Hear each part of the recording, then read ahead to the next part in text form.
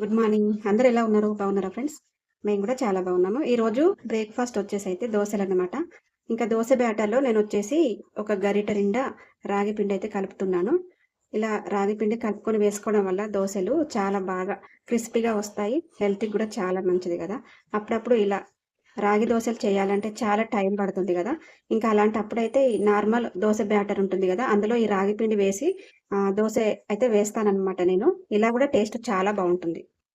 మొత్తానికైతే రాగి పిండి ఇందులో వేసి కలిపేశాను. మొత్తం కలిసిపోయింది. ఇంకా దోసలైతే మంచిగా క్రిస్పీగా వస్తాయి. నార్మల్ రాగి దోసలు చాలా హెల్తీ. కాకపోతే అది మనం చేసుకోవాలంటే కొంచెం టైం పడతది కాబట్టి అప్పటికప్పుడు రాగి దోస తినాలనిపించినప్పుడు ఇలా కూడా చేసుకోవచ్చనమాట. మెయిన్‌గా ఇప్పుడైతే రాగి జావా, రాగి ఇడ్లీ, రాగి చపాతీ, రాగి దోస ఇలా అన్నీ చేస్తున్నారు కదా! రాగి పిండితోటి ప్రతి ఒక్క ఐటెం చాలా హెల్తీ అలాగే టేస్ట్ కూడా చాలా బావుంటది. ఇంకా నేనైతే అప్పటికప్పుడు ఇలా దోస చేద్దామని ఆలోచించి ఈరోజు ఇలా చేస్తున్నాను. ఆల్రెడీ చట్నీ కూడా చేసేసాను. ఇంకా పెనం అయితే పెట్టేశాను. కలిపిన ఈ దోస బ్యాటర్ని పెనంపై వేసి దోస అయితే వేసేస్తున్నా.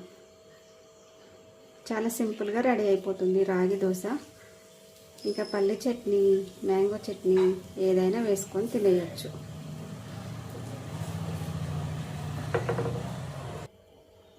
చాలా క్రిస్పీగా అయితే అయింది. ఇంకొకటి కూడా వేస్తున్నా. టిఫిన్స్లలో నాకు ఇష్టమైనది దోశలే అన్నమాట. అందుకే దోశలోనే రకరకాలుగా చేస్తూ ఉంటా.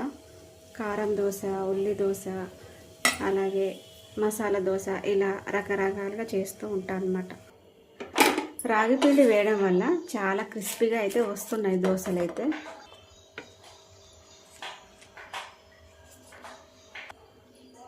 పల్లి చట్నీ కూడా రెడీగా ఉంది. ఇంకా టిఫిన్ చేసేయడమే. పిల్లలకైతే ఆల్రెడీ తినిపించి పంపించాను. ఇంకా నేనైతే బ్రేక్ఫాస్ట్ చేస్తున్నాను. మీరేం తిన్నారు ఈరోజు? మీ ఇంట్లో ఏంటి టిఫిన్? బ్రేక్ఫాస్ట్ తిన్న తర్వాత గిన్నెలన్నీ కడిగేసాను. ఇంకా గిన్నెలన్నీ కడిగేసిన తర్వాత వంట అయితే చేస్తున్నానండి. ఈరోజు వచ్చేసి దొండకాయ ఫ్రై చేస్తున్నాను. చాలా రోజులు అవుతుంది దొండకాయ ఫ్రై చేయక. ఇంకా చాలా రోజులు అవుతుందని ఈరోజు తీసుకొస్తే ఫ్రై అయితే చేస్తున్నాను. దొండకాయ పచ్చడి బాగుంటుంది. కాకపోతే ఇంకా అది ఎప్పుడైనా చేద్దాం అనుకుని ఈరోజైతే దొండకాయ ఫ్రై చాలా సింపుల్గా చేస్తున్నాను. ఆయిల్ వేసి పచ్చిమిర్చి, ఆనియన్స్ కూడా వేస్తున్నా.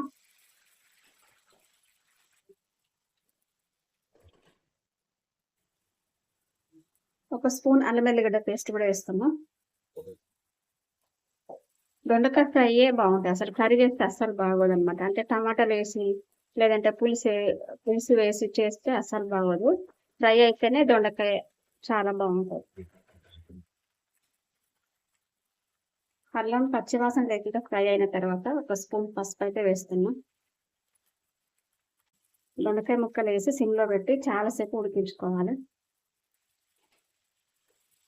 దొండకాయలు వేసి బాగా కలుపుకోవాలి. ఇందులో కొంచెం కరివేపాకు కూడా వేస్తున్నా. అంతా ఒకసారి బాగా కలుపుకున్న తర్వాత ఇంకా ఫ్లేమ్ అనేది మీడియం టు సిమ్లో అయితే ఉంచాలి. అంటే సిమ్లో కాసేపు మీడియంలో కాసేపు ఉంచితే బాగా ఉడికిపోతాయి. ఇంకా దొండకాయలు అయితే కాస్త ఉడికిపోయినాయి. ఇంకా కొంచెం సాల్ట్ అయితే వేస్తున్నా. దొండకాయలు తొందరగా ఉడుకుతాయి అన్నమాట సాల్ట్ వేయడం వలన.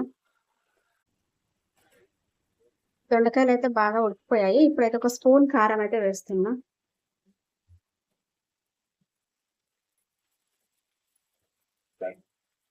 కారం అంతా కలిపిన తర్వాత ఒక స్పూన్ ధనియాల పొడి కూడా వేస్తున్నా. ఇంకా అంతా కలిపేసి ఇంకొక 2-3 మినిట్స్ అయితే సిమ్లో పెట్టి ఉడికించుకుంటే దొండకాయ ఫ్రై అయితే రెడీ అయిపోయింది. చాలా టేస్ట్గా ఉంటుంది. కాకపోతే ఫ్రై అయ్యేసరికి కొంచెం టైం పడుతుంది అనమాట. ఇంకొక 2 మినిట్స్ అయితే ఉండాలన్నమాట. మొత్తానికైతే దొండకాయ ఫ్రై రెడీ అయిపోయింది. మొత్తం ఉడికిపోయింది. ఇంకా మొత్తం ఫ్రై కాబట్టి చాలా బాగుంది. దొండకాయ ఫ్రై రెడీ అయితే అయిపోయింది. ఇంకా రైస్ అయితే వండాలన్నమాట.